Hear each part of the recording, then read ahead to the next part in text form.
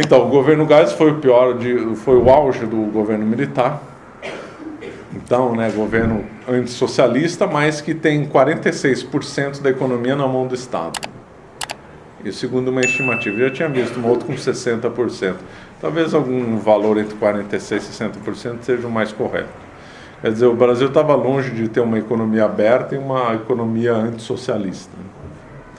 E aqui, justamente da época do Geisel, é que nós temos o caso do Silvio Frota, que foi ministro do Exército, chegou a ser dos homens de confiança do Geisel. Aí eles tiveram uma disputa, disse que até o Geisel era muito grosso, né? Dava tapa na mesa, xingava os outros, disse que tiveram uma discussão nesse nível. E aí o Geisel demitiu o Silvio Frota. Aí vamos ver o que o Silvio Frota falou. Foi em 1977, a data eu não lembro. E aqui o que ele falou do Geisel.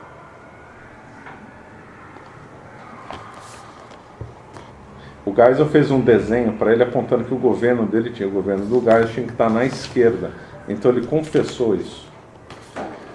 E não só o Frota acusou o Geisel de ser socialista, como o melhor jornalista da época, Carlos Castelo Branco, acho que ele era primo distante do presidente, disse o seguinte do Geisel: vale a pena a esta altura aludir à caracterização do governo Geisel como um governo de centro-esquerda, embora isso espante alguns eleitores.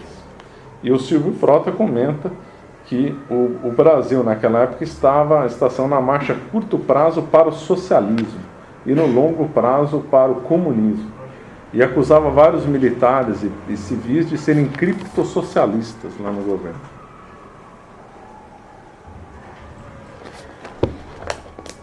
Em outro ponto nessa linha, ele também acusa o Geisel de levar o Brasil para a comunização.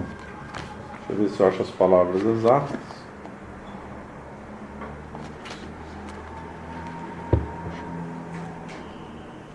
Então, uma pessoa, não sou eu que estou falando, é o Silvio Frota. Aqui, ele acusaram o Geisel de ser cúmplice na gradativa comunização do Brasil.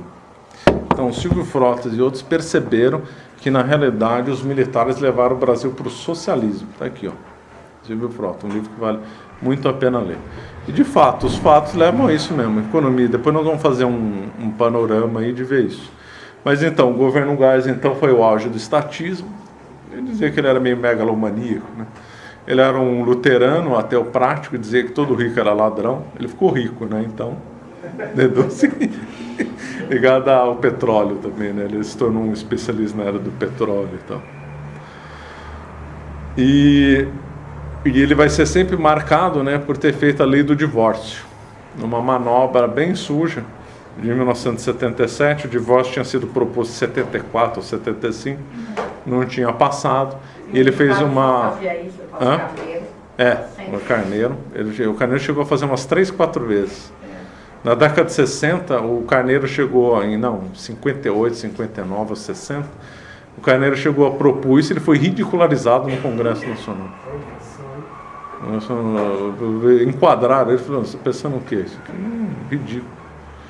E aí, mesmo com o governo, com o Geisel em cima, não passou. O Geisel teve que fazer uma manobra, dissolver o Congresso Nacional. O Congresso Nacional foi dissolvido 3 vezes durante os militares, 66, 68 e 77. O Geisel dissolveu, fez uma manobra de modo que a Arena tivesse uma porcentagem maior ainda do que tinha, e aí ele colocou os famosos senadores biônicos, como foram apelidados pela imprensa.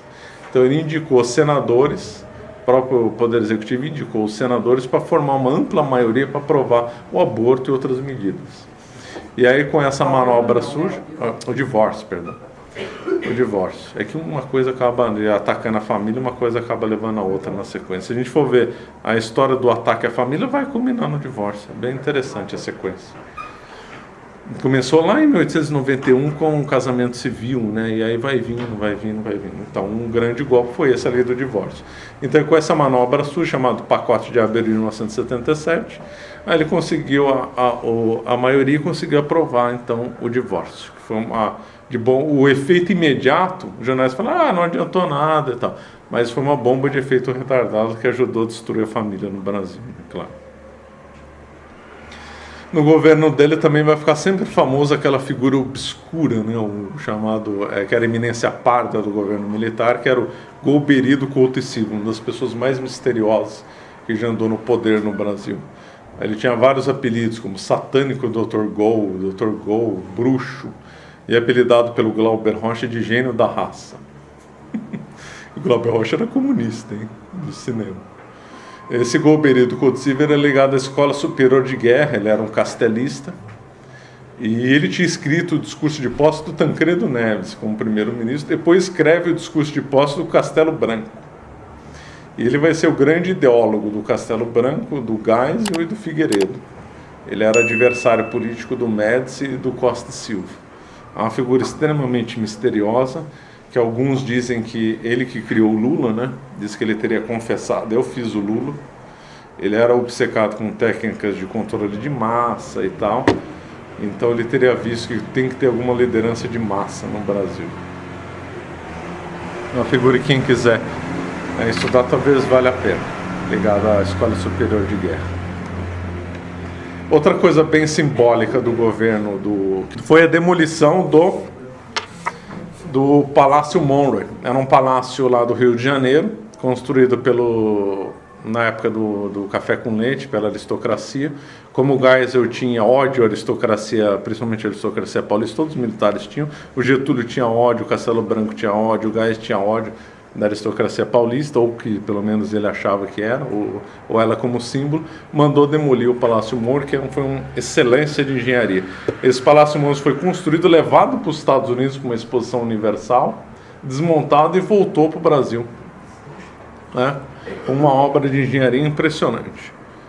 E aí ele mandou demolir, porque era um exemplo da velha aristocracia, agora o Brasil era das massas, era popular e tal. Então tem que demolir. O que fizeram no lugar? Nada. É uma praça lá. Acho que chama até Praça Gandhi lá. Se chama Praça Gandhi no simbolismo bem grande. Aí estão cultuando nada lá.